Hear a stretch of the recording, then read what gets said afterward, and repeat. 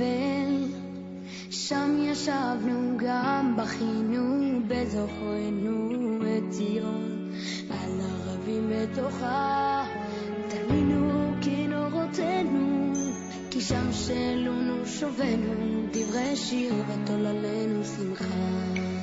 שיר לנו משיר ציון, איך נשיר את שיר השם על אדמת נחל. B'shut Moray et Rabotai, je vous souhaite à vous tous de bonnes fêtes. Aujourd'hui, on va essayer d'expliquer la fête de Sukkot. On sait très bien que la fête de Sukkot, elle tombe toujours après la fête de Yom Kippour et de Rosh Hashanah. C'est quoi la fête de Sukkot?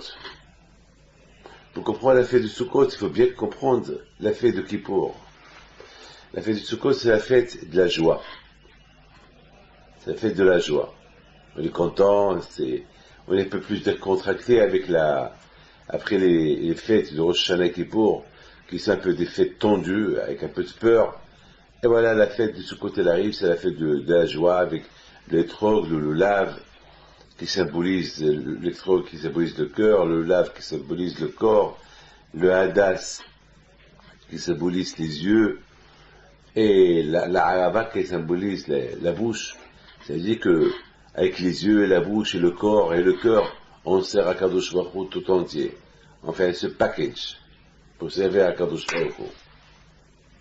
Et pour mieux comprendre cette fête de Sukkot, il faut déjà passer l'expérience de la fête de Rosh Hashanah et Kippour. Si pendant la fête de Rosh Hashanah et Kippour, on sent la teshuva, on sent qu'on a fait une bonne pénitence, on sent qu'on a fait des bonnes prières, et on sent que Dieu nous a pardonné, alors on est soulagé. La fête de Sukkot, elle devient une fête de soulagement. Elle devient une fête de soulagement.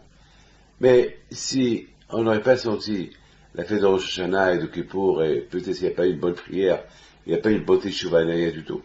Alors la fête de Sukkot, ça va être une fête comme toutes les fêtes, sans plus, voilà, sans plus. Donc, tout dépend de nous comment. Mais une chose est certaine, que la fête de Sukkot aussi, elle symbolise Rosh Hashanah et Kippour. Pourquoi? Parce que la fête de Sukkot, c'est la fête d'Hachem. On commémore pendant les 40 ans causés dans le désert. Lorsque nos parents sont sortis de l'Égypte, ils étaient dans le désert pendant 40 ans, Hachem, il les a encerclés avec des Anan et Kavod. Anan et Kavod, c'est des nuées saintes. C'est-à-dire qu'Akadosh Baruch Hu lui-même, il les a protégés. Donc, quelque part, la fête de Sukkot, elle symbolise que nous sommes comme à l'intérieur d'un palais royal. Voilà, c'est ça Sukkot. On appelle ça Tzila di Behemenotas. D'ailleurs, pendant Sukkot, on invite des comme Avraham Avinu s'associer avec nous, Abraham, Ishaq, Yaakov, Moshe, Aaron, David, Youssef, Pinchas, Shlomo, et tous les tzadikim, on les invite à venir à la Souka. On ne les voit pas, mais on les invite. On ne les voit pas, mais c'est comme... la raison pourquoi on les invite, c'est parce que c'est extraordinaire ce que je veux vous dire, parce que Souka, c'est comme Gan Eden, c'est comme le paradis. Un paradis terrestre qui se trouve dans ce monde-là. Vous savez que tous les tzadikim, ils sont au paradis là-haut. Donc, lorsqu'on dit que la Souka, c'est le symbole du palais royal, le palais de Hakadosh Baruch Hu, donc c'est Gan Eden. Comme que Gan Eden, il y a les Avot, il y a les patriarches, il y a tous les tzadikim. Alors, si on rend la Souka comme un palais royal, comme un palais d'Hachem, comme le Gan Eden, donc, comme que dans le Gan Eden, il y a Abraham, Isaac, Jacob et tous les patriarches, donc là aussi, il y a tous les patriarches. Donc, on les invite à venir de là-haut en bas. C'est de Gan Eden à Gan Eden. C'est comme, ils sortent d'une chambre pour entrer dans une autre chambre. C'est extraordinaire. Donc, quelque part, qui peut imaginer être devant un Kadosh Baruch Hu, dans son palais royal, et ne pas, et ne pas faire une pénitence, et ne pas se préparer.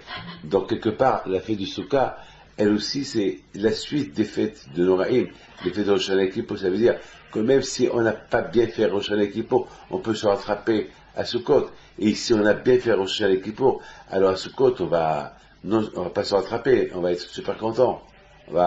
Peut-être on va se rattraper encore un peu plus.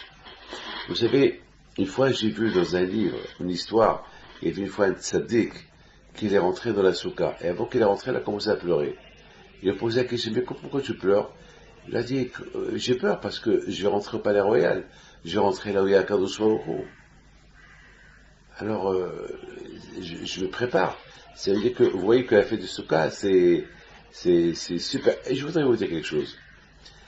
Ça vous arrive pas que, avec si vous allez voir un rabbin renommé, avant que vous rentrez chez lui, vous êtes un peu excité, vous êtes un peu tendu, vous avez un peu peur, et vous attendez dans la chambre de réception, et on est tendu, imaginez-vous, si on doit aller voir un roi, on est un peu tendu, on attend jusqu'à qu'on rentre chez lui. Une fois qu'on rentre chez le roi, on commence à changer de couleur, et on s'assoit, et on est décontracté, et tout va bien. Ça m'est arrivé beaucoup de fois. Donc je vais aller voir des gens très importants. Au départ, je suis un peu tendu, je suis pas bien, je suis excité, je suis un peu pâle. Et lorsque je rentre à l'intérieur, et je m'assois, et je commence à parler, donc après, l'atmosphère devient un peu plus gaie, un peu plus... surtout après on commence à manger, à boire, et ça, tout est super bien, après on commence à chanter, et voilà. Eh ben, c'est de même pour la fête de Sukkot. Avant qu'on rentre à la soukha, on est un peu tendu. On est un peu, déjà on prépare la soukha, on construit, déjà pour pouvoir construire cette soukha qui s'appelle Palais Royal, il faut, pour bien la construire avec tous les cavanotes, avec tous les pensées, avec l'investissement moral, physique, spirituel qu'on investit dans la soukha, il faut bien sortir à la fête de Rosh Hashanah Kippour. Selon la préparation, selon ce qu'on a senti pendant la Rosh Hashanah Kippour, eh ben, la soukha, elle va être, la construction du palais royal qui s'appelle soukha, elle va être en conséquence. Et une fois qu'on va être à l'intérieur, une fois qu'on l'a construit, et la fête est bien, et on veut rentrer, là on sait que le roi est à l'intérieur. Là on est un peu tendu. Mais une fois qu'on est dedans, on se sent super. On chante, on danse, on est détendu, c'est super.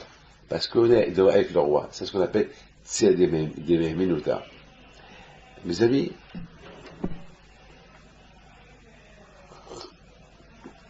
il faut savoir une chose, que Soukha, elle symbolise aussi l'exil. J'habite chez moi à la maison, et pendant un laps de temps, j'habite pas à la maison, j'habite dans une cabane que j'ai construite, une cabane qui n'est pas très confortable, une cabane qui n'a pas un salon, qui n'a rien du tout, une cabane, parfois il fait froid dehors, et comme dans certains pays qui fait très froid, et la soukha, on grelotte, on gèle un peu dedans. La soukha, elle représente l'exil. On est en exil. Mais Akash Baruch est avec nous. Mais Hachem est avec nous. Même qu'on est en exil. Et moi, nous Sarah. C'est le symbole de la soukha. Même lorsqu'on était dans le désert pendant 40 ans, Akash Baruch nous a protégés du froid, du chaud, des animaux, des bêtes. Akash Baruch il a dit voilà, pendant toute votre vie, une fois par an, vous allez construire une cabane symbolique pour se rappeler.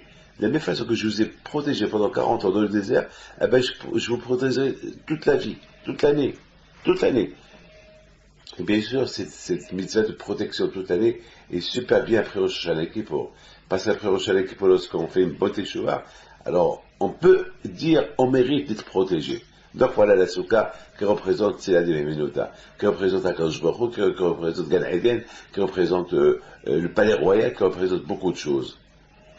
Et qui représente aussi la protection d'Hachem à son peuple en exil, même qu'on est en exil.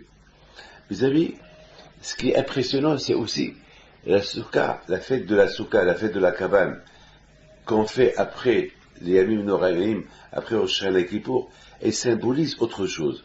Elle symbolise que, vous savez, parce que, si je ne me trompe pas, j'ai lu ça dans un livre. Vous savez que, beaucoup des fois, ça arrive qu'il y a des gens qui rentrent en prison.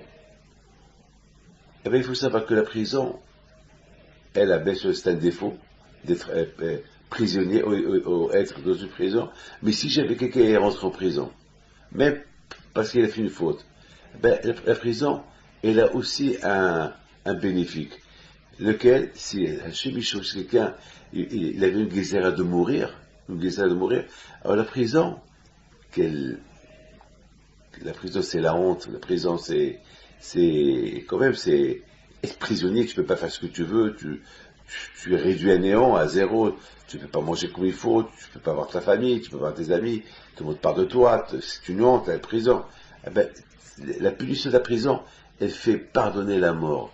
Si quelqu'un, il avait une désir de mourir, eh ben, la prison, elle lui fait pardonner la mort. L'exil aussi. C'est quoi l'exil? Quelqu'un, par exemple, le pauvre qui doit voyager tout le temps pour apporter la parnassa pour sa famille. Quelqu'un qui n'a pas de quoi manger et qui doit voyager, se séparer de sa famille pour apporter de quoi manger. Ça s'appelle l'exil. Eh ben, l'exil, il fait pardonner la mort. Alors, si par exemple, Hashiana Podoyamim Noraim, à Rosh Kippour, quelqu'un de nous, ou je sais pas quoi, il a une gezera de mourir, alors la gezera va être annulée à Sukkot. Le fait qu'on fait l'exil, le fait qu'on sort de la maison et on construit une cabane et on mange pendant 7 jours de cette cabane-là, on accomplit sur cette mitzvah, on annule la gezera de l'exil. Et surtout lorsqu'on apporte le lulav, le trog, la harava et le hadas, ces 4 éléments avec lesquels on fait la prière à Sukkot, qui représentent le corps, les yeux, la bouche et les, comment ça s'appelle, et le cœur. Alors, on réunit tout, le cœur, le corps, les yeux, la bouche, on les réunit tous ensemble pour le service de la Kadosh Baruch Hu. Alors, bien sûr que l'exil, cet exil qu'on applique sur nous, de quitter la maison pour rentrer à Souka, ça va aider, ça va annuler les décrets, les gezerot, les mauvais décrets. Vous savez, mes amis,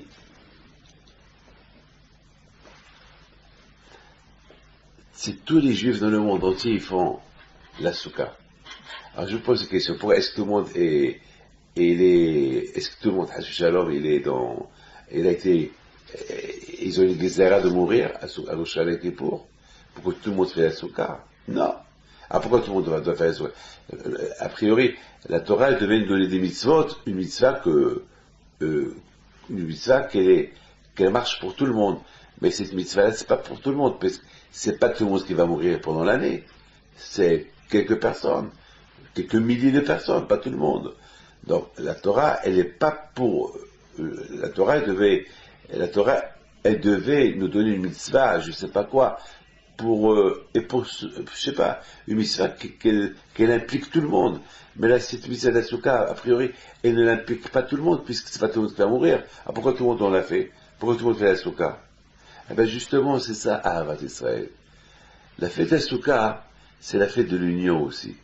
Être unis. Et c'est quoi être unis? L'union, c'est pas l'union lorsque ça va bien pour toi, alors moi aussi je suis bien avec toi, non. L'union est lorsque ça va pas pour toi, ça va pas pour moi aussi. Et lorsque ça va pour toi, ça va pour moi aussi. C'est ça l'union. C'est pas l'union où je me désunis de la personne lorsque ça va pas. L'union, ça veut dire, je suis associé avec tout le monde, que lorsque ça va, et que lorsque ça va pas. D'ailleurs, une fois il y avait, je sais pas, en Pologne ou en Russie, il y avait une fois un roi qui demande un rabbin, il lui dit, c'est écrit dans la Torah, il faut aller d'après la majorité. Oui ou pas? Il dit oui.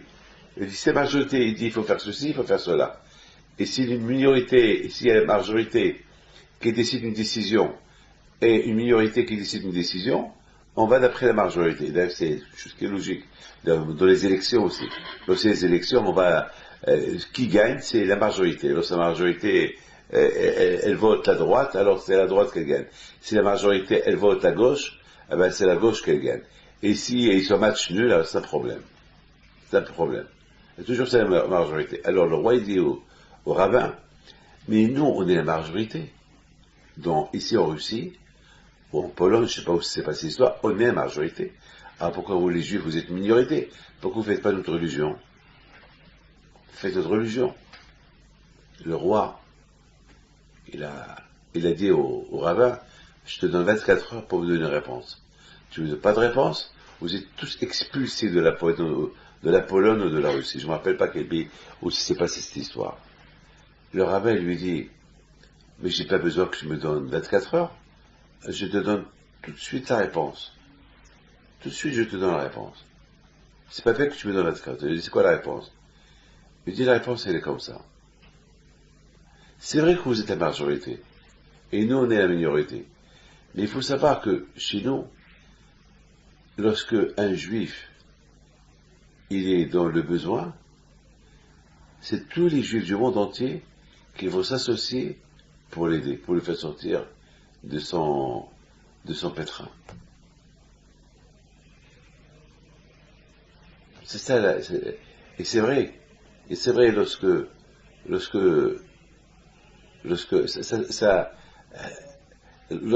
beaucoup je ne vais pas rentrer dans les détails, mais on sait lorsqu'il y a des gézérotes, lorsque ça ne va pas chez quelqu'un, ben c'est tout le monde qui est concerné.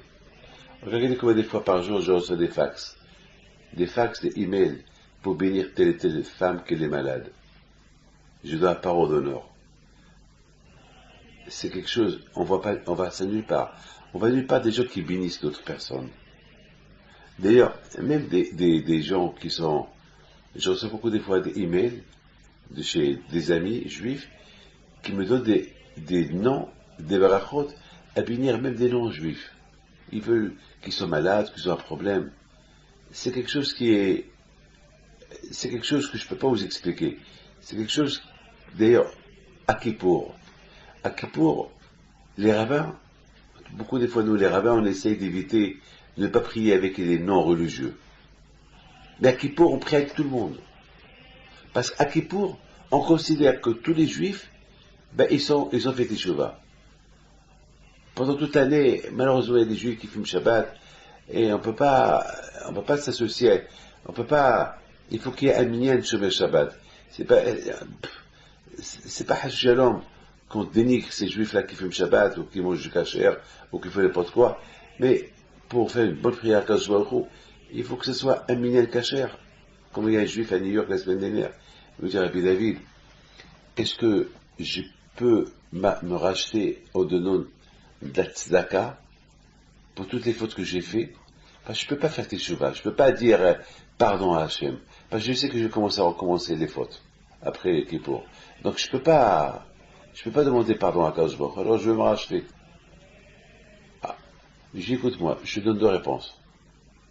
Te racheter, tu ne peux pas. Parce que tu ne peux pas dire, je fais teshuvah maintenant, avec la tzedaka, et je refaute après. Ça marche pas. Ça marche pas avec le bon Dieu. Mais une seule chose, je peux te dire, que pendant Kippour, tu es tzaddik. Hachem, il te juge pas pour avant, parce qu'il t'a pardonné, et tu juges pas pour après, parce que tu n'as rien fait, et tu juges pour ce que tu as à Kippour. Et à Kippour, tu es tzaddik. Alors, à Kippour, on prie avec tout le monde. Quand on dit à Kippour, l'itpalel et avayanim. On prie même avec les voyous, on prie même avec ceux qui sont mauvais. On prie, pourquoi? Parce qu'à Kippour, on considère tout le monde tzaddik. À Israël, les jours de Kippour, ils sont liés les uns avec les autres. Tout le monde est tzaddik à Kippour, même ceux qui viennent pour 5 minutes à la synagogue, même ceux qui ne viennent pas du tout à la synagogue, c'est pas parce qu'ils ne viennent pas, parce qu'ils ne veulent pas venir, parce qu'ils ne savent pas. C'est tout, pas plus. À Kippour, on juge tout le monde bien. À Kippour, il y a ce qu'on appelle cette union qui est super extraordinaire. C'est pour ça qu'on appelle ça le jour du grand pardon. Pourquoi on appelle Kippour le jour du grand pardon?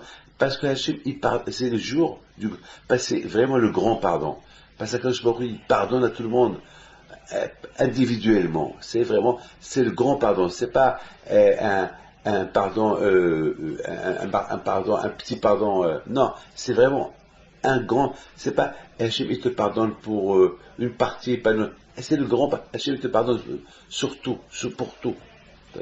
Donc, c'est ce que le rabbin dit au roi. Il dit au roi, c'est vrai, nous, on est une minorité, vous êtes la majorité.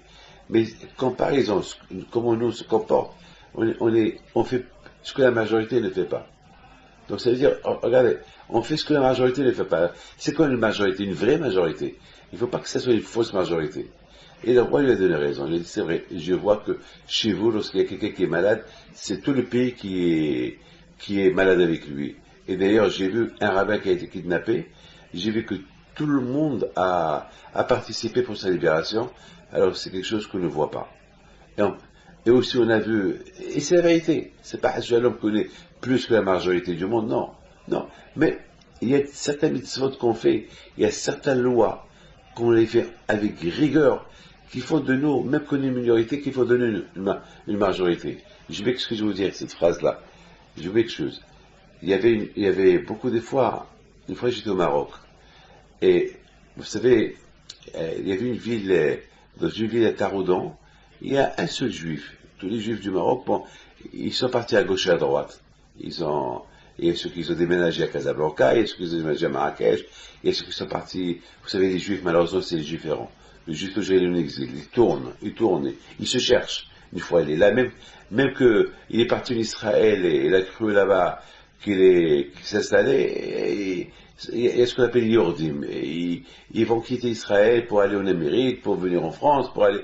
Le juif, malheureusement, c'est la malédiction. C'est le juif, et malheureusement, chaque Mashiach, il va venir, qui va nous réunir tous, pour qu'on soit quelque part tous dans un seul endroit. Pour le moment, une fois on est au Maroc, une fois on est en Algérie, une fois on est là. D'ailleurs, même en Algérie, c'est quelques juifs qui sont retournés là-bas. Même en Tunisie, il y a des juifs qui retournent en Tunisie. Il y a le président Kadhafi qui invite les juifs à retourner encore chez eux. Le juif, il est en exil. Il y a ceux qui ont quitté l'Allemagne qui retournent en Allemagne. Il y a ceux qui ont quitté les pays communistes, ils retournent aux pays communistes. Les juifs, ils sont un peu partout. C'est ce qu'on appelle, c'est vrai, l'exil. Il n'y a que Mashiach, si Dieu veut qu'il va venir, lorsqu'il viendra, il va nous réunir tous. Alors, je me rappelle une fois, lorsque j'étais au Maroc, je devais aller pèleriner un tzaddik, Rabbi David Baruch, et il y a un qui me raconte, il me dit, vous savez, Rabbi David, dans cette ville-là, à Taroudan, il y a un seul juif. Il s'appelle Youssef. Je dis alors, il me dit, c'est incroyable. Tout le monde parle que de lui. Tous les Marocains qui habitent à Taroudan, lorsqu'ils m'en veulent, ils me disent, tu as vu Youssef? Tu as vu Youssef? Je dis Youssef, tu as vu Youssef? Tout le monde dit Youssef. Alors moi, tout le monde parle de Youssef. Alors moi, je commençais à dire, est-ce qu'il y a beaucoup de juifs ici ou pas? Et je commençais à me renseigner, il me dit, je me renseigne combien de juifs il y a dans cette ville de Taroudan. Alors qu'on m'a dit qu'il n'y a personne. Et finalement, ils m'ont dit, dans cette ville de Taroudan, avant il y avait 10 000, 15 000, 20 000 juifs, peut-être plus. Aujourd'hui, il y a un seul, il s'appelle Youssef, Isho, Youssef. Alors, j'aurais dit, mais tout le monde parle de lui. Ah ben oui, tout le monde parle de lui. Vous voyez, il y a un seul juif et tout le monde parle de lui. Ça veut dire qu'il y a une minorité qui devient majorité. Et pourquoi cette minorité qui devient majorité? Eh bien, c'est ce qu'on appelle, lorsqu'il y a Ahavat Israël, lorsqu'il y a l'amour du prochain. Alors, c'est quelque chose qui est très, très, très rare de trouver une vraie union. Très, très rare. Et malheureusement, nous, dans notre détresse, c'est là où il y a l'union. Lorsque tout va bien chez nous, on est un peu désunis. On n'est pas unis. Mais lorsqu'on est dans le mal, là, vraiment, on est tous unis. On est tous unis, tous unis, tous unis. Et c'est ça la bataille qui fait de nous une force. Alors, la bataille, à Sukkot, écoutez bien, à Sukkot, tout le monde, tous les juifs sont exilés. Pourquoi? Parce qu'on ne sait pas. Qui a eu la Gezerah sur lui de mourir après Rosh Kippour pour qu'il puisse s'exiler, pour que la Gezerah soit annulée? On ne sait pas. Alors tout s'associe avec lui. Tout le monde est en exil avec lui. C'est pour ça, après Rosh Kippour, tout le monde fait la soukha. Tout le monde va en exil. Tout le monde s'exile chez eux à la maison, et on construit une cabane pour s'exiler chez nous à la maison, même pour vivre pendant cette semaine-là, dans la cabane, en difficulté. Pourquoi? Parce que comme je vous ai dit, l'exil fait pardonner la mort. Et étant donné on ne sait pas qui va mourir, alors pour ne pas qu'il meure, alors on dit à Hachem, nous si on veut s'exiler pour lui. Non seulement lui s'exile, nous si on s'exile pour lui, pour que vraiment la Géza soit annulée sur lui. La bataille, c'est extraordinaire, la Torah. La Torah, elle est super, extraordinaire. Et dans la bataille, il faut savoir une chose. Le samedi, avant Kippour, le Shabbat d'avant Kippour, il s'appelle Shabbat Shuvah. Pourquoi ce Shabbat il s'appelle Shabbat Shuvah? Ça s'appelle Shabbat Shuvah, le Shabbat de rattrapage. C'est quoi le Shabbat de rattrapage? C'est-à-dire, on se rattrape. Parce qu'on a tout le mois des Louls, peut-être on n'a pas fait le bon Teshuvah. Le bon Dieu nous a donné le Rosh Hashanah pour se rattraper. Peut-être à Rosh Hashanah, on ne s'est pas bien rattrapé. On n'a pas bien fait la prière. On ne s'est pas bien rattrapé. Alors on a les 10 jours de pénitence. Pendant ces 10 jours de pénitence, on peut se rattraper. Mais, pendant ces 10 jours de pénitence, il y a toujours un Shabbat. Et le Shabbat, il a une force extraordinaire. La force du Shabbat est, dans le Shabbat, vous savez pourquoi? C'est quoi le Shabbat? Shabbat, c'est, on ne travaille pas. Shabbat, il faut vraiment avoir l'aïmouna. Celui-là, il travaille le Shabbat, il gagne de l'argent. Moi, je fais le Shabbat, je ne gagne pas d'argent. Et comment je vais vivre? Il faut avoir l'aïmouna en Dieu. Il faut avoir l'aïmouna. Il faut avoir l'aïmouna. Il faut avoir une émouna à Kadosh Baruch Hu. Il faut avoir la foi. C'est tout. Il faut espérer. C'est tout. Shabbat, c'est l'aïmouna. Alors, le Shabbat Shuvah, ce Shabbat Shuvah, on peut se rattraper parce que tous les problèmes qu'on a eu pendant toute l'année, c'est parce qu'on ne s'est pas rattrapé. C'est parce que on a fauté manque de émouna. On a fauté manque de bitachon, d'espoir en Dieu. On a fauté parce qu'on n'a pas étudié la Torah. On a fauté parce qu'il y a toujours des raisons. Alors le Shabbat Shuvah, le Shabbat qui précède, il s'appelle Shabbat Shuvah. Comme Shabbat Hatan, Shabbat Agadol, et le Shabbat Shuvah, c'est le Shabbat de la Teshuvah. C'est le Shabbat de rattrapage. Ça veut dire que ce Shabbat-là, on se rattrape pour faire une meilleure Teshuvah, pour arriver à Kippour prêt. N'oubliez pas, on ne peut pas rentrer au palais, à la synagogue à Kippour si on est sale. Parce que même, c'est la grande rencontre avec le jour de Kippour. Le jour de Kippour qui est sacré, qui est saint. Le jour de Kippour, c'est, on va être devant Akadosh Baruch Hu, qui est Yom Hazeh, Chaper Alechem, l'Ifnei Hashem, on va être devant Akadosh Baruch Hu. Yom Kippour, l'Ifnei Hashem, Yom Kippour, on est devant Akadosh Baruch Hu, à côté de Akadosh Baruch Hu. Donc, quand même, il faut se préparer. Shabbat Shuvah, c'est le Shabbat de rattrapage. On peut se rattraper. Donc, Shabbat Shuvah, il a une force extraordinaire. Le Shabbat Shuvah, une force extraordinaire. Le Shabbat qui précède le jour de Kippour. Donc, à Botaï, le Shabbat Shuvah, c'est le Shabbat de prise de conscience.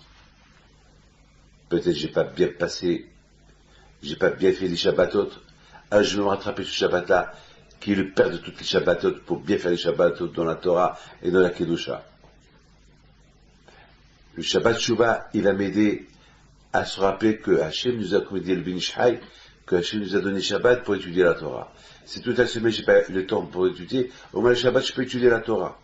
Donc ce Shabbat-là je vais me rattraper pour me faire pardonner tous les Shabbatot que j'ai pas étudié la Torah, parce que toute la semaine j'ai pas étudié, et les Shabbat aussi j'ai pas étudié alors que le Shabbat a été donné que pour ça.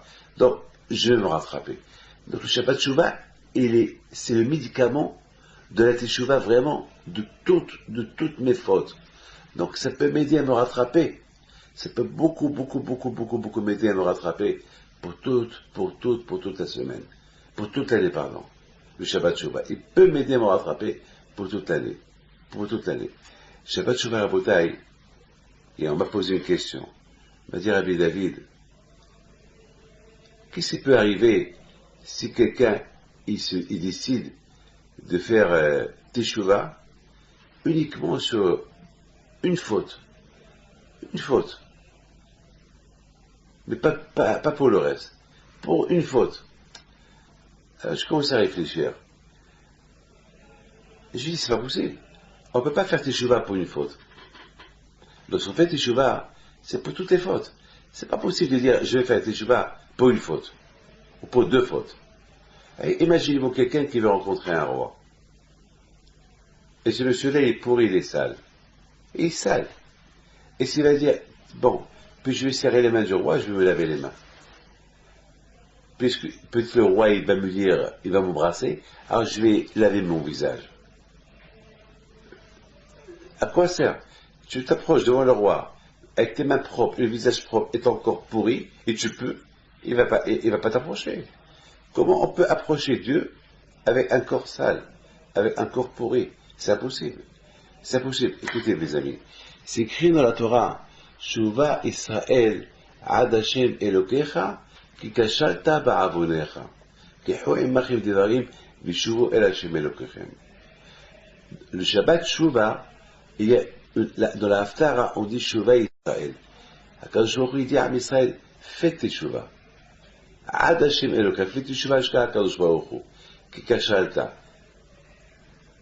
Kikashalta ba'avonecha. Kashalta, ça veut dire que tu as échoué. Tu as échoué avec ta faute. C'est quoi? C'est quoi échouer avec la faute? Un homme qui a fait une faute, il a fait une faute. C'est quoi j'ai échoué? J'ai échoué, j'ai fait une faute. On ne dit pas j'ai échoué, j'ai fait une faute. Pourquoi on utilise le mot kashalta? Échouer. C'est quoi le mot échouer dans la teshuva? Ou tu fais teshuva et tu te fais pardonner, tu ne fais pas teshuva, tu n'es pas pardonné. Mais c'est quoi le mot échouer? Parce que tu n'as pas fait teshuva, tu as échoué. C'est quoi ça? Parce que tu n'as pas fait teshuva, tu as échoué. C'est quoi ça? Mes amis, écoutez très bien ce que je vais vous dire. Imaginez-vous que vous êtes en train de passer le bac. D'accord, le bac. Et tout le monde doit passer le bac. Et tout le monde prépare le bac. Et moi, le correcteur, moi qui corrige les bacs, je vais chez quelqu'un, je lui dis, tu sais quoi? Toi, tu me plais. Je t'aime. Je sais que tu n'as pas bien préparé ton bac. Et je sais que tu vas échouer. Voilà. Tu as ici toutes les réponses à mes questions. Toutes les questions que je t'ai données, il y a les réponses là. D'accord? Et après le bac, je commence à corriger et je tombe sur la feuille du monsieur à qui j'ai donné toutes les réponses. Je vois ces réponses, c'est faux, faux, faux, faux. Je l'appelle, je lui dis, c'est quoi ces réponses-là? Mais je t'ai donné une feuille où il y a toutes les corrections, où il y a toutes les réponses à mes questions. Qu'est-ce que tu me donnes si tes réponses à toi? Mais c'est du faux. Il lui répond, j'ai cru que je vais utiliser mon cerveau. J'ai dit, quel cerveau? Mais je t'ai pas préparé. Tu savais pas la réponse. T'as échoué. C'est ce qu'on appelle quelqu'un qui échoue ses examens. Mais je t'ai donné toutes les réponses. Je t'ai donné toutes les réponses, c'était des bonnes réponses. Qu'est-ce que tu as fait? Mais t'es fou. Qu'est-ce que tu as fait? Mes amis, écoutez bien ce que je vais vous dire. Le bon Dieu nous a donné un jour qui s'appelle, il nous a donné une mitzvah qui s'appelle Teshuvah. Une mitzvah qui s'appelle pénitence. Avec pénitence, on peut se rattraper. C'est-à-dire que on a fait des fautes par rapport à Dieu, par rapport au prochain. On a fait des bêtises toute l'année. Et le bon Dieu nous a dit, vous savez quoi? Faites pénitence, demandez-moi pardon, avouez le mal que vous avez fait. Et il dit, je ne veux plus recommencer. Et je vous pardonne. Voilà la réponse. Voilà la réponse à toutes vos fautes. C'est tellement facile. C'est tellement facile, c'est tellement facile. Avec la bouche, simplement, je dis à Hachem, pardonne-moi. J'ai fait ceci, cela, et pardonne-moi pour les choses que j'ai oubliées que je ne peux pas avouer, parce que j'ai oublié quoi. On fait tellement plein de choses dans la vie, parce qu'on ne se rappelle même pas ce qu'on a fait. Hachem, je t'en prie, pardonne-moi. Tellement facile, tellement. Hachem nous a donné la solution, la réponse à nos problèmes, la solution. On peut devenir clean, propre devant Dieu. On peut tout. On change. On va changer de visage. On va devenir comme si on venait de naître. C'est tellement facile. La réponse, elle est dans notre main. Et qu'est-ce qu'on fait? On fait rien du tout. On cherche à trouver des solutions nous-mêmes. Et on fait rien du tout. On fait ni Teshuvah ni rien du tout. C'est ce que le Pasuk qui dit. Shuvah Israël, Hachem, il dit à Israël, peuple, mon peuple. Shuvah, faites Teshuvah, faites pénitence. C'est facile. Haker, avouez. Avouez le mal que vous avez fait. Avouez, c'est tout. Vous savez, j'ai toujours dit que Rosh Hashanah Sukkot, Rosh Hashanah Kippour, les initiales Rachetevot, les initiales de Rosh Hashanah Kippour, c'est Resh, He, Chav. He, Resh, Chav, si on les met ensemble, c'est Haker. Haker, c'est les Haker. Reconnaître. À Rosh Hashanah et à Kippour, il faut reconnaître. Tu reconnais la faute que tu as fait, Akadosh Baruch Hu te pardonne. C'est la solution. Alors Akadosh Baruch Hu dit, Shuvah Israël, je t'ai donné une solution. Ad Hashem, mais la solution c'est pas, tu fais une teshuvah avec la bouche et sans le cœur. Non. Il faut que tu associes le cœur et la bouche ensemble pour faire cette teshuva avec HaKadosh Baruch Hu. Une reconnaissance, le mal que tu as fait à ton prochain, à Hachem, à toi-même, et fais une bonne teshuva. Sinon, kashalta, t'as échoué. Tu restes avec tes fautes. Pourquoi? Parce que le seul moyen de faire, de se repentir et d'approcher Akadosh Baruch Hu et de sentir Akadosh Baruch Hu, c'est lorsque tu reconnais tes fautes et tu reviens vers Akadosh Baruch Hu. Mais s'il n'y a pas cette hakara, cette reconnaissance, et tu ne reviens pas vers Akadosh Baruch Hu, donc tu as échoué. Alors, allez, il faut se repentir. Il faut se repentir. Il faut faire une bonne teshuva. Vishuvu el Hashem. Et venez et retournez vers Akadosh Baruch Hu. Beaucoup de gens, ils font teshuva, oui, et après Kippour, ils recommencent toutes les bêtises qu'ils ont fait avant. Échec. Échoué. Ils ont échoué leur Kippour, ils ont échoué leur Rosh Hashanah et Kippour. Pourquoi? Parce que la teshuva, il ne sortait pas du cœur. Il ne sortait pas du cœur. La teshuva, c'était, voilà, soi-disant, pour faire plaisir à mes parents, je vais faire Kippour, Rosh Hashanah. Pas pour faire plaisir, par coutume. Je fais Rosh Hashanah Kippour par coutume. Rosh Hashanah Kippour, c'est pas coutume, c'est pas le coutume, c'est le jugement. Un juge qui convoque quelqu'un, c'est pas par coutume, il l'invoque pour le punir ou pour l'acquitter. C'est pas une coutume. Rosh Hashanah Kippour, c'est pas une coutume. C'est des gens durs, c'est des jours c'est des jours terribles. Shuva Israël ad Hashem Elokecha. Et c'est ça, Rabotai. Vous savez à quoi je compare Kippour? Je compare Kippour à quoi? Vous savez à quoi? À une machine à laver. Une machine à laver. Une machine à laver pour laver le linge, il faut de l'eau et il faut la lessive. S'il n'y a pas l'eau et il n'y a pas la lessive, ça ne marche pas. Tu peux mettre tes vêtements sales dans la machine à laver, elle va tourner en vide. Le jour de Kippour, c'est la machine. Akadosh Baruch Hu, il branche la machine. Le jour de Kippour, il nettoie tout le monde. Mais il faut que nous aussi on associe quelque chose de notre côté. Il faut que nous on apporte la lessive. Il faut qu'on apporte de l'eau. L'eau, c'est la Torah. On compare l'eau à la Torah. Il faut qu'on s'engage à étudier la Torah. Parce que si on s'est salé pendant toute l'année, le manque d'études de Torah. Donc maintenant, il faut s'engager à étudier la Torah. La lessive.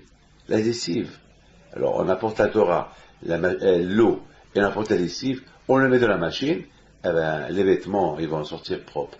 Le corps, il devient propre le jour de Kippour, lorsqu'il y a des engagements. Et puis, s'il n'y a pas d'engagement, ça ne marche pas. Vous avez toujours dit que Rosh Hashanah, on fait un compromis avec Dieu. Shofar, c'est du verbe Shippour. C'est quoi Shippour? Shippour, ça veut dire réparation. Faire mieux. Shippour, c'est je vais faire mieux. Lorsqu'on entend le shofar, on a un peu peur, on est un peu excité, on sent quelque chose qu'on ne sent pas toute l'année. Alors on dit, Hachem, ça y est, je vais me repentir, ça y est, je vais m'arranger. Mais chaper, Shippour, c'est-à-dire, je vais être mieux. Et lorsque Hachem, il voit que je m'engage à être mieux, alors quand je lui dis, bon, puis tu t'engages à être mieux, alors c'est un compromis entre toi et moi. Ça, c'est la pshara. C'est-à-dire, la pshara, pour qu'on s'arrange avec Dieu, quand il veut s'arranger avec nous. Alors, comment on s'arrange avec Dieu? Lorsque on se dit, allez, on va s'arranger. Allez, je vais être meilleur. Je vais être meilleur que l'année dernière. Ah, quand je dit, super. Si tu dis que tu vas être meilleur que l'année dernière, alors pour l'année dernière, pas de question, je te pardonne. Mais Michael Rabat, à partir de maintenant, je commence à calculer tes bêtises, tes fautes. Allez. C'est une bonne pshara pour moi. C'est un bon compromis entre toi et moi. Alors, qu'est-ce qu'on fait lorsqu'on s'est engagé à se compromettre avec Dieu? On vient à Kippour, et Hachem nous dit maintenant, viens, allez, je vais vous laver. Je vais vous laver de vos fautes. Alors, comment il va nous laver de vos fautes? Lui, il apporte sa machine, c'est le jour de Kippour, et nous, on apporte notre lessive, notre eau, c'est les engagements qu'on s'est engagés, et à Kippour, avec un ensemble, lui, de son côté, il met, nous, de notre côté, on met, et après on sort de la machine, après que pour les blancs bleus. On est super bien. Et on attaque, puisqu'on a atteint cette on a atteint ce niveau à Kippour d'être blanc-bleu devant Akadosh Baruch Hu et super clean devant Akadosh Baruch Hu, qu'est-ce qui se passe? Ah ben, il se passe que maintenant, on est invité au palais royal. On est invité chez Akadosh Baruch Hu. Et la Soka, c'est le symbole du palais. On construit un palais pour Hachem, et Hachem, il nous invite. Parce que n'oubliez pas, on est dans le monde du bon Dieu. N'oubliez pas ça. Et le monde du bon Dieu, c'est le monde, c'est le palais d'Hachem. Tout ce monde-là, c'est le palais d'Hachem. Dans le palais d'Hachem, on construit un autre palais pour inviter Akadosh Baruch Hu. Et là, Akadosh Baruch Hu, il vient. Déjà, il est dedans, mais pour nous, il rentre. Mais il est déjà dedans. Et on est avec lui. Et il est super content avec nous. Et nous aussi. Au départ, on est un peu mal à l'aise d'être devant le roi. Et après, on devient détendu. On est bien. On est super bien. Vous savez, à Botaï, cette semaine, j'ai vu dans un livre, écoutez bien, j'ai vu dans un livre super, sur le Noam Elimelech, il dit comme ça. Il dit que le bon Dieu, il a créé le monde. Écoutez bien ça. C'est super, super, super bien. Après, je raconte une belle histoire. Je termine avec une belle histoire. Il dit Noam Elimelech, lorsque Dieu a décidé de créer le monde il y a 6000 ans, il s'est passé une chose, que le bon Dieu ne peut pas créer le monde. Parce qu'il n'y avait que la lumière de Dieu partout. Il ne peut pas créer comme, on ne peut pas créer quelque chose à l'intérieur du feu. Vous imaginez, créer quelque chose dans le soleil, à l'intérieur du soleil, au milieu du soleil, on va créer une maison, on va créer. C'est impossible. Le soleil est tellement fort, il brûle tout. On ne peut même pas l'approcher. Ah, c'est inimaginable. Rien ne peut approcher le soleil. Alors, si rien ne peut approcher le soleil, il y a des soleils qui sont un milliard de fois plus forts que ce soleil-là. Et n'oubliez pas, il y a Dieu. Dieu, il ne pouvait pas construire, créer quelque chose en lui. Donc, qu'est-ce qu'il a fait? Il s'est retiré. Il s'est retiré et il a laissé un vide. Un vide en lui. Alors, écoutez bien. Mais ce vide qu'il a laissé, il s'est retiré de tous les côtés, il a créé un vide. Ce vide-là, c'est comme une goutte dans l'océan. Même pas une goutte, c'est comme un grain de sable. On ne peut même pas imaginer la grandeur de Dieu. Et le monde où on vit, il est incalculable. Il est incalculable en centaines de milliards, de milliards, de milliards, de milliards de kilomètres. Ces galaxies, incalculables. Et tout ça représente pour Dieu un grain du sable. C'est fort. Hein? De plus qu'on découvre Dieu, on voit combien on est petit. Et on est petit, et on se comporte comme des grands. On pousse le bon Dieu en faisant du mal. Et Dieu, c'est lui le plus grand. Ah maintenant, Noam Elimelech alav shalom, il pose une belle question. Il dit, cette lumière de Dieu qui s'est un peu écartée pour laisser place au monde que Dieu a créé plus tard, cette lumière elle est partie où? Cette goutte de lumière elle est partie où? Elle est partie où? Elle est partie où? On ne peut pas dire Hachem, c'est de la Kabbalah, on dit Tzimtzum. Hachem, il s'est retiré. C'est vrai, il s'est retiré. Mais Hachem, c'est vrai qu'il s'est retiré de tout. Il a laissé un cercle. Et dans ce cercle-là qu'il a laissé, c'est là-bas où il a créé son monde, le monde où on vit, toutes les galaxies, le paradis et tout. Mais Hachem, il est en dehors de tout ça, et il est en dedans de tout ça. Pourquoi? Parce qu'il y a sa création à l'intérieur de ce cercle. Mais Noam Elimelech pose une question. Cette lumière, elle est partie où?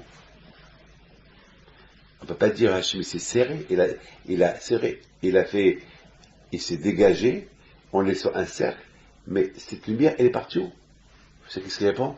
Il répond de la part de son maître, qui était, je crois, l'élève de l'élève de Baal Shem Tov.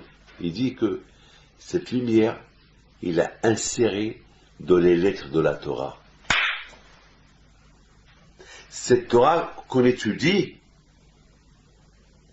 dans cette Torah, il y a la lumière que Hachem a retirée de l'endroit où il a créé le monde.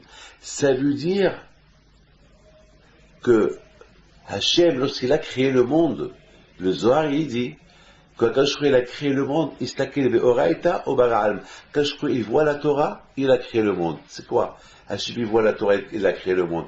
Ça veut dire, Hachem, il voit la Torah où il y a sa lumière, et avec ça, il a créé le monde. Ça veut dire, dans tout ce que vous voyez, le ciel, la terre, le monde et tout, toute cette création que vous voyez depuis la création du monde jusqu'à maintenant, dans cette création, il y a là-bas un peu de lumière de Hakadosh Baruch Hu. Vous imaginez? Et nous, qu'est-ce qu'on fait? En faute. En faute dans le monde où il y a la Torah, dans le monde où il y a la lumière de Dieu, là-bas en faute. On ne fait pas. Hachem, quelque part, il dit comment? Moi, je vous maintiens. Vous vivez dans ma lumière, dans mon monde que j'ai créé pour vous, et vous êtes en train de me faire dégager. Mais on comprend, d'après ça, on comprend pourquoi beaucoup de Hachem Ishmor, il y a beaucoup de Gezerot, il y a beaucoup de mauvais degrés, il y a des tremblements de terre, il y a des ravages, il y a des tsunamis, il y a beaucoup de guerres, des morts, il y a plein de choses. Pourquoi? Parce que la lumière de Dieu qui est dans le monde, c'est pour protéger le monde. Lorsqu'on faute, on écarte cette lumière-là d'un endroit pour l'envoyer à un autre endroit. Et un endroit qui reste sans lumière, sans présence d'Hachem, ça devient un danger d'habiter dedans. C'est pour ça qu'on dit qu'un endroit où il y a de la médisance, un endroit où il y a la mahloquette, un endroit où il y a la guerre, un endroit où les gens détestent les autres, il ne faut pas rester là-bas. Parce qu'il n'y a pas là-bas la présence de Dieu. Dieu ne peut pas vivre, il ne peut pas rester dans un endroit où il y a la médisance, où il y a la haine. Donc, à Boudaï, vous avez tous compris. Chacun de nous, il a compris c'est quoi Kippour. On dit qu'il va Yom Hazé, le jour de Kippour, Akash Baruch Hu, il nous purifie. Et on devient à côté de lui. Comment on peut arriver à côté de Akash Baruch Hu? Écoutez bien ce que je vais vous dire. À Kippour, on doit arriver à ramener la lumière de Dieu qui était dans ce monde-là, parce qu'à cause de nos fautes, on a enlevé cette lumière de Dieu. Là où on fait une faute, on écarte la lumière de Dieu qu'il y a dans ce monde, dans cet endroit qui maintient cet endroit. Alors, et que Dieu préserve, c'est comme de Hakim Ragla Shrena, c'est comme on pousse Hachem de cet endroit-là. Alors, lorsqu'on fait Teshuvah, on ramène la lumière de Dieu à cet endroit-là. En ramenant la lumière de Dieu à cet endroit-là, alors on devient à côté de Hakadosh Baruch Hu. Alors les choses s'arrangent de mieux en mieux. Alors la Teshuvah, elle est super. Et c'est ça, Teshuvah, Hakadosh Baruch Hu nous a donné la remède. Comment ramener sa lumière à l'endroit où on l'a écarté de cet endroit-là. Comment pas la Teshuvah? Pas la Teshuvah. Alors Hakadosh Baruch Hu dit comment? Je vous ai donné le remède. Et vous avez échoué. C'est comme par exemple, vous achetez une voiture, il y a une roue, la roue de rechange, et toujours à côté de la roue de rechange, il y a l'équipement, que si la roue elle est trouée, tu la changes, il y a tout l'équipement, même quiconque, moi, je me rappelle, lorsque je conduisais la voiture, beaucoup des fois dans ma vie, ça s'est arrivé qu'en plein route, la roue elle a éclaté. Une fois en plein route, en allant au Maroc, en traversant l'Espagne, la route elle a éclaté. Je me suis mis de côté et j'ai changé. Il faut imaginer que moi-même j'étais en train de changer la roue. Mais il y avait tout là. Imaginez quelqu'un qui la roue elle éclate et il sait qu'il y a la roue de secours, il y a l'équipement pour la changer, et qu'est-ce qu'il fait? Il s'assoit, il pleure. Jusqu'à qu'il crève, jusqu'à qu'il meurt de faim, en plein désert. Mais il est fou. Mais t'es fou. Mais tu as tout. Mais tu as le remède, tu as la roue, tu as l'équipement, tu as tout. Mais qu'est-ce que tu fais? Tu attends quelqu'un qui va le faire pour toi? Mais fais-le. C'est facile. T'as pas besoin d'un mécanicien qui le fait. Tu le fais. Quelqu'un il a faim, il rentre à la maison, il y a tout au frigidaire, mais il veut qu'on le serve. Mais il n'y a personne qui le sert. Il crève de faim, il meurt. Mais boule, il est fou. Mais tu as le manger, sers-toi. T'as échoué. T'as échoué, tu es faux. C'est facile. C'est facile.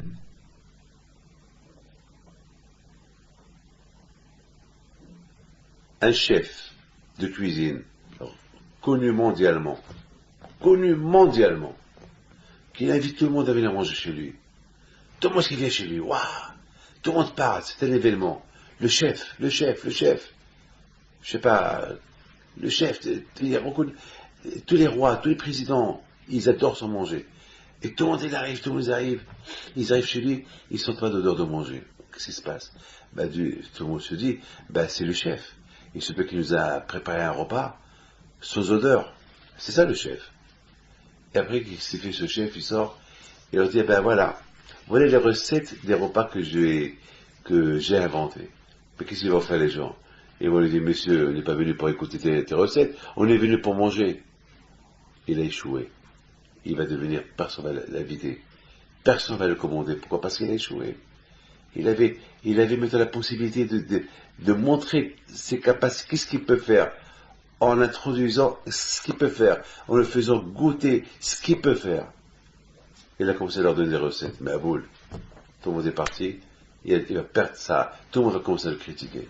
Parce que c'est pas pour ce but-là qu'ils sont venus. La beauté Hachem, il nous a donné Kippour. Kippour, c'est une belle fête de pardon, le grand pardon. Mais Hachem nous a donné une recette. La Teshuvah, Shabbat Shuvah.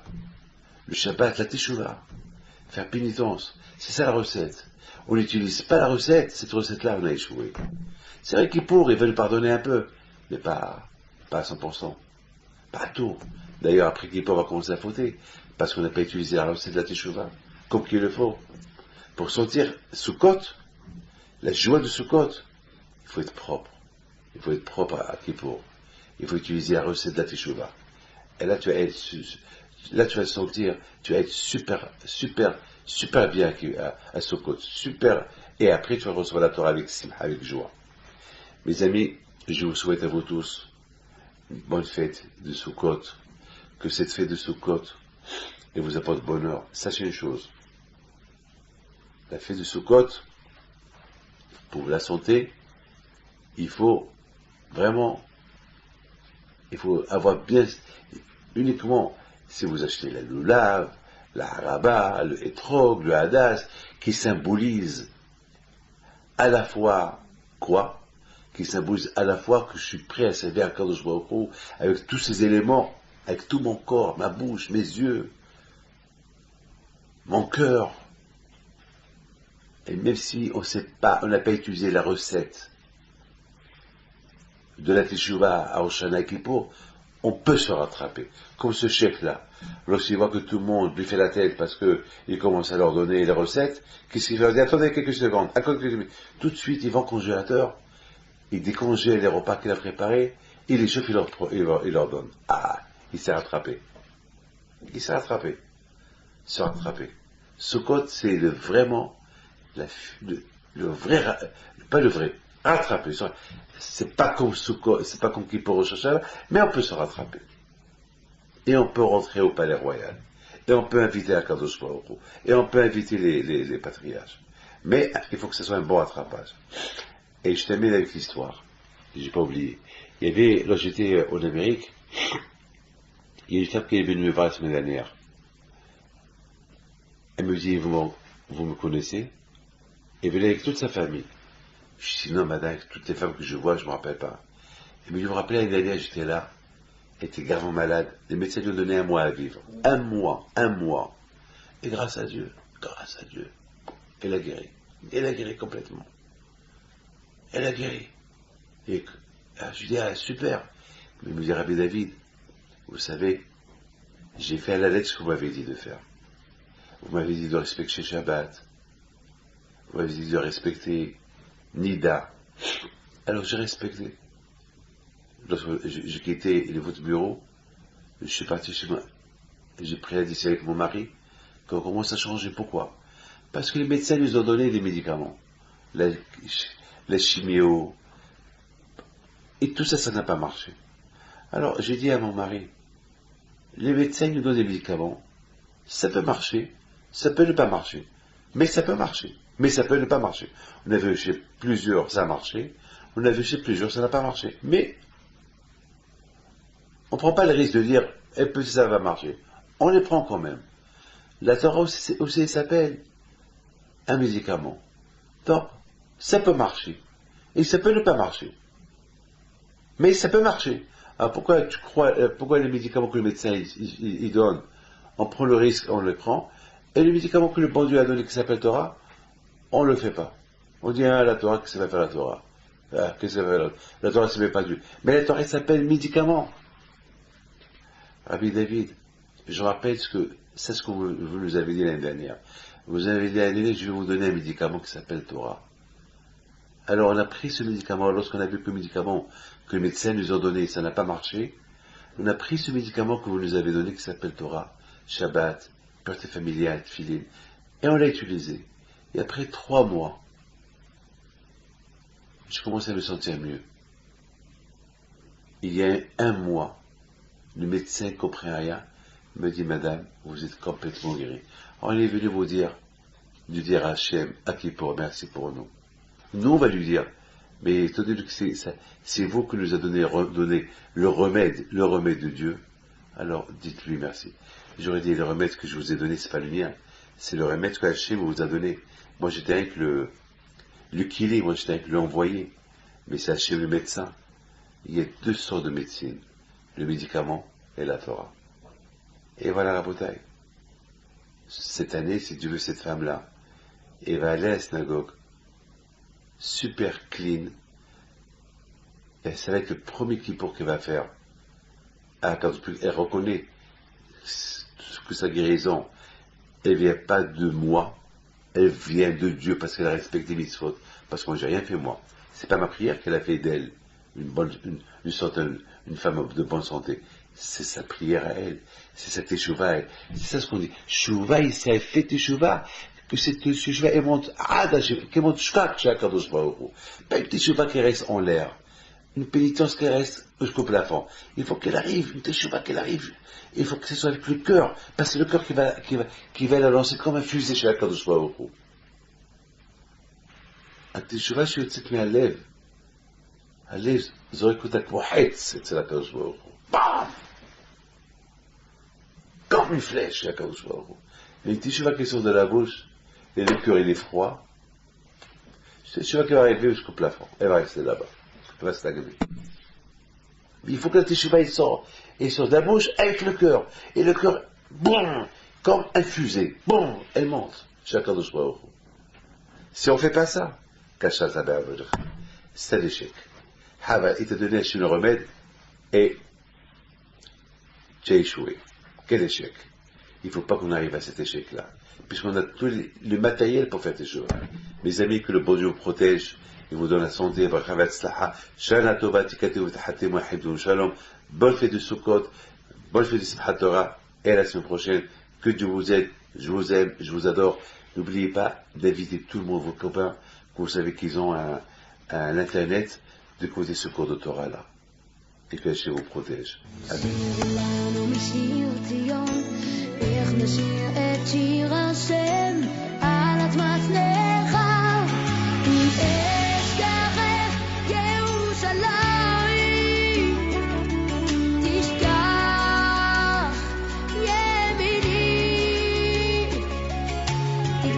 Sunny